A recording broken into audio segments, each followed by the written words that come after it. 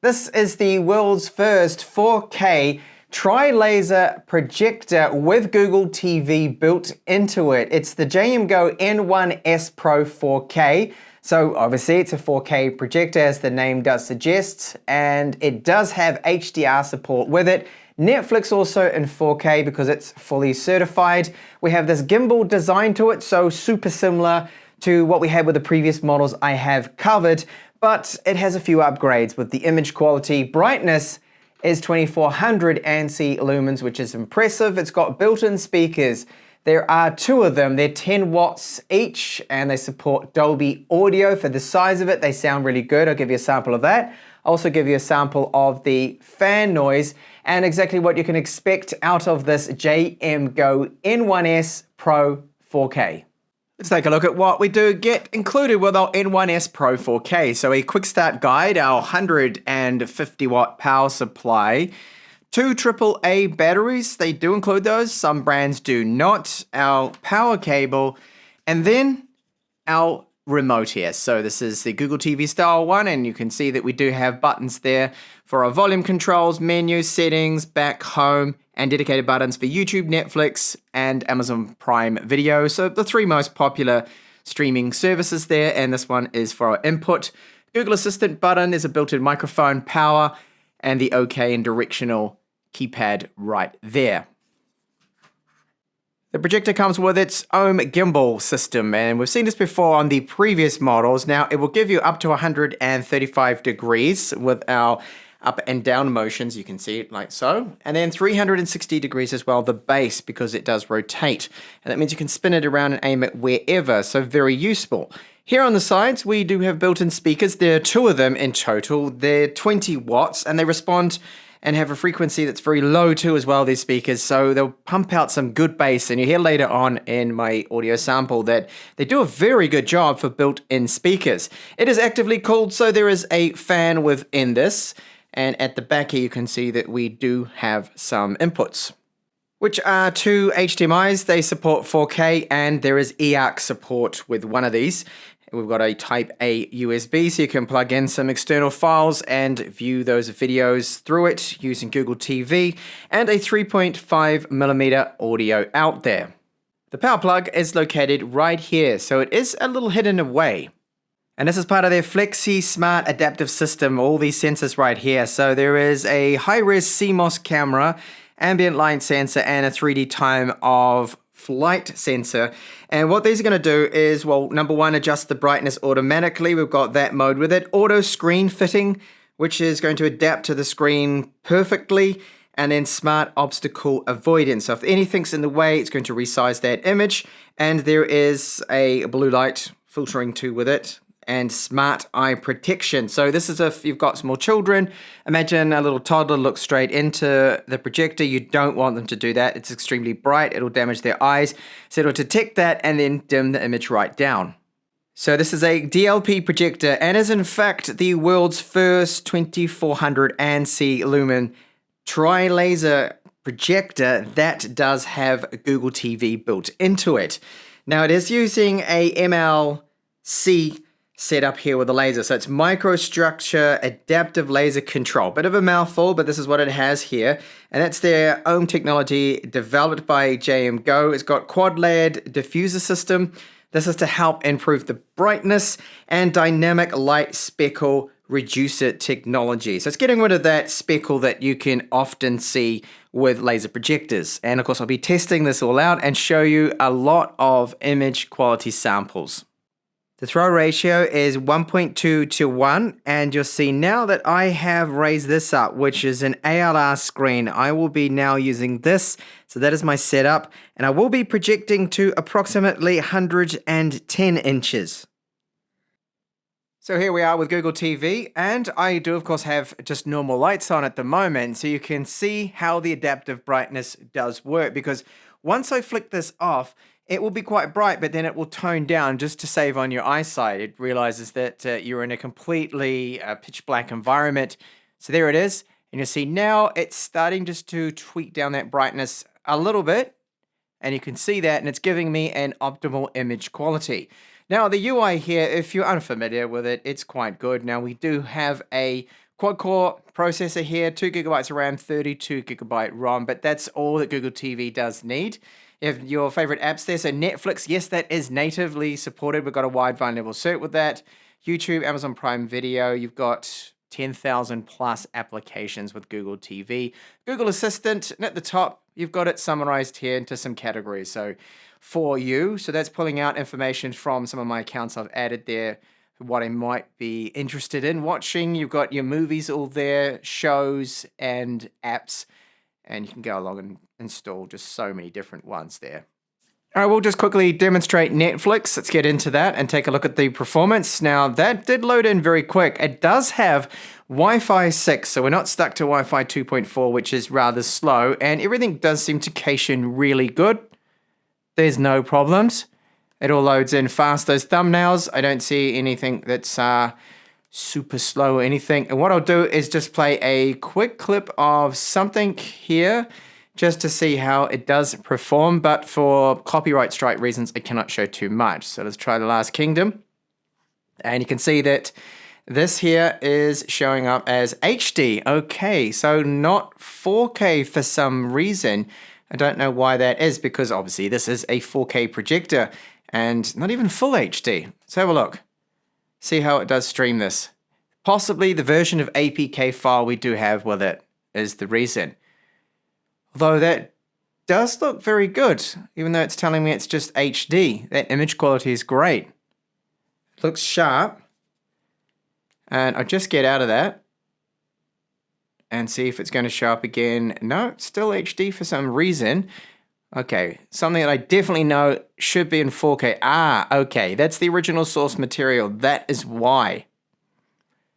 So here now, so here we are in Netflix, which, as I mentioned before, is all working. Now, it is in 4K. It does work. I can see that that's clearly 4K. There's a lot of detail. That image is looking very good. Just getting out of that, I can't show too much for copyright reasons. You'll see there at the top left-hand corner, it does state 4K HDR, and I did see it pop up with HDR, so the HDR support there, all working. Netflix in 4K HDR, so that is great. These are the projector-specific settings that we do get with our N1S Pro 4K, so instant gimbal-like display correction. Let me just demonstrate that, because it is really impressive. I'm going to move it, and you see, look at how fast that corrects itself. Unbelievable. It is so quick. So moving it up and down here with its gimbal, it only takes like a second to correct itself, and that auto keystone and autofocus just seems to work so good. Now you can go along in here and you can manually correct it if you wanted to do so with the settings. It allows us to do that. Now if you do see a little bit of banding with the settings here that I'm showing you, note that this is just on camera. I'm not seeing it at all in person there. So focus settings, pretty obvious there. You've got manual, autofocus, image adaptation as well. So if there's something in the way, you can get it to resize for that. Adaptive wall color. All right, let's click that one. And you can calibrate this. So it should recognize that I have a gray ALR screen. Okay, now it's just going to adapt to that. And that wall calibration has been complete. So it's adapted itself to my wall color being the gray, the ALR screen. System acceleration, one-click dust removal. Okay, that's pretty good. So it'll blast the fans to get any dust out. The fan, I will give you a sample of later in this video, but it is super good. It's so quiet, you can barely even hear it. Now we have this smart eye protection. So again, if a little child or someone went in front of the image and started to block it a little bit, see how it's now stated that smart eye protection against light has been enabled. Do not look directly at the bright light. So that all seems to work out. Your projected image type, so you can get set that to auto. You could face it up at the ceiling if you wanted to, and it's going to correct that. You can have it ceiling mounted, and you've got all of those options. Let's have a look at this, which is our image adaptation. So you have the movement and zooming. All right, so that's you can zoom not out, but only in. And remember, in doing so, you are going to reduce the image quality. It's better just to move the projector closer if you can. I know that's not always possible, so we have at least those options in here. Image restoration to there too as well. And that is it for the specific settings there for our projector. So let's take a look at the image quality. This is from Katie and Jacob Schwartz. They make some amazing 4K HDR clips. And the quality of the projection so far, I am lost for any criticism. Okay, I wasn't going to say lost for words, but I can't criticize really anything on it so far because there is no color fringing. I am not seeing any dominating color like red sometimes with laser projectors can be over the top. Speckle, there is none. No speckle that I can see. So they do claim, JMGO, that it's 97% their speckle reduction, and I happen to believe that because I cannot see in any of the darker areas the typical laser projection speckle that we used to always see. Now, some of the previous laser projectors I have reviewed in the past would have that problem, or they would have just the reds would be dominating too much. They'd be bleeding into some of the other colors and affecting the greens. But here that is not present at all. There's no flicker. The motion looks very good. That's why I say I'm just lost for any areas where I can criticize this image quality because it's got the brightness. It's that 2400 ANSI lumens. It's super bright. Now, we do have a 1600:1 contrast ratio. Color gamut is 110% of BT 2020, which is very good. So it is an impressive image that you're getting from this. Yes, my ALR screen is certainly aiding in the image quality, but what I'll do now is I will lower the screen and I'll just project it onto my matte white wall to see if there is a big difference. So here we go with my white wall now, and yes, I don't think it looks as good, but it still is very good on just a matte white wall. And now, okay, the sensor's taking over just to lower that ambient light because I had my light on here, the room light, which I'll put on now. So that is with a very bright light aimed at it. This is around about 200 watts, so it is super bright. It's a studio light, and it's probably not coming out in my recording at the moment. It is still very watchable, but you lose the black areas. They're gone completely. It's normal. It's a white wall, so it's doing a good job. I'll turn that light off again, and then the image quality is now back and looking absolutely stunning. And how does that N1S Pro 4K handle gaming? Well, that's what I'm going to find out now. This is Dirt 5 with my PlayStation 5. And I want to check on that input lag, the latency. Will it be playable? It should definitely be, I think. And it did detect it as an HDR display and 4K 60. All right, let's see how I go. So far, so good. So when I turn to the right and to the left, I'm noticing there is, yes, a split second of a delay there. It's not as quick as my OLED monitor. I can tell that straight away. However, I think for this level of just casual console gaming, playing Dirt 5 here, that, oh yeah, this is perfectly fine. It's acceptable. Now, if you're into a competitive game, something like Counter-Strike, of course, you would not be using a projector. You'd be using a super high refresh rate monitor with a super low response time, which a projector's never going to be able to give you, but this is fine. And like I've said in my other projector reviews testing out this game, that there's something about gaming at 100 inches here that is really nice, very immersive, and just oh so enjoyable. It's great gaming like this. It just looks fantastic with this projector. So thumbs up for console gaming. It is going to be absolutely fine. The N1S Pro 4K. So the built-in speakers, there are two of them and they're 10 watts each. So we've got a total of 20 watts. And the bass that it does produce, these speakers, I think are impressive considering how small it is, the wattage. So the sample I'm going to play now, I have the volume set to 75%. And you'll hear from the sample that it's pretty good. Now it does have Dolby Audio and DTS HD, but here is that sample.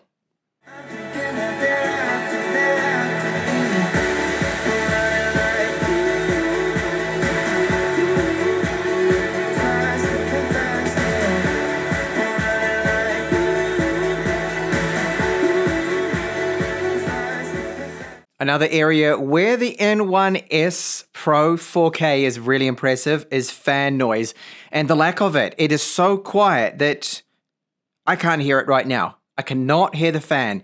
And that's probably why they have the settings in there that you can just turn on that fan to get rid of the dust from it, because it's so low, the fan RPM. They've done an excellent job with the cooling in this.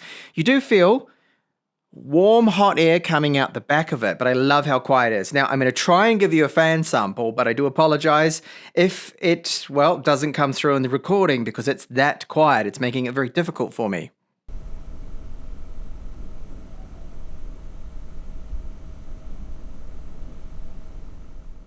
Okay, so quickly recapping here. These speakers sound very good for the size of them. They're not the loudest I have heard. They don't have maybe the deepest bass I've heard, but I think considering the size of it, factoring that in, very good. What is class leading is the fan noise, or should I say lack of fan noise, because I can just hear it. It is whisper quiet, and when you're playing any video content, you've got the speakers on, of course, you don't hear it. And even having it just a couple of arms lengths away from me in a quiet room, I can't hear it at all. What's louder is my air conditioning fan that's on the lowest fan setting, but this is fantastic how quiet it is. The autofocus and auto keystone correction, which they call gimbal-like image correction, it is really good. It's seamless. It just happens on the fly. It is amazingly quick how that works using its sensors that it does have there. It just does its job. So that's one of the best I have ever seen. So the fan noise and that are, I think, class leading here now from JMGO. Really good with this N1S Pro 4K. The image quality, okay, let's talk a little bit about that. That it's very bright at the 2400 ANSI lumens. I've had no issues with it whatsoever. Even blasting in my powerful studio lights onto the image, it was still quite watchable. Now, of course, in a completely pitch black room is the best conditions for a projector to watch that image. You're going to get the best image quality, but still it was not too bad. Color fringing, I'm not really noticing any of that at all. I'm viewing this at a normal viewing distance too, mind you. If you get really close, then maybe you might see something there. What I did pick up on eventually that wasn't captured in my samples was a text that I saw with a dark background and then some white text had a very, very slight pinkish tone to it. That's the only thing I can criticize about this image quality, and it's something that is very common with laser projectors. The red tends to dominate, and I've seen a tiny little bit of that, but only under certain scenarios, under certain conditions will that actually happen. Otherwise, it's not bothersome at all. There is no speckle either with the blacks, which was very common with a lot of laser projectors. I used to see this all the time, that grain, that speckle that you would see, non-existent with this model. So it really does check out, and these projectors that I've been covering lately, they just seem to be getting better. They are refining that image quality, and this is definitely a model that I believe has done that, and it's another one that gets a thumbs up from me. If you're after a very good image quality, and I think a 4K projector with a Google TV built into it that really does offer everything in a great little package here, then it's this model. So thank you so much for watching my review of the JMGO N1S Pro 4K.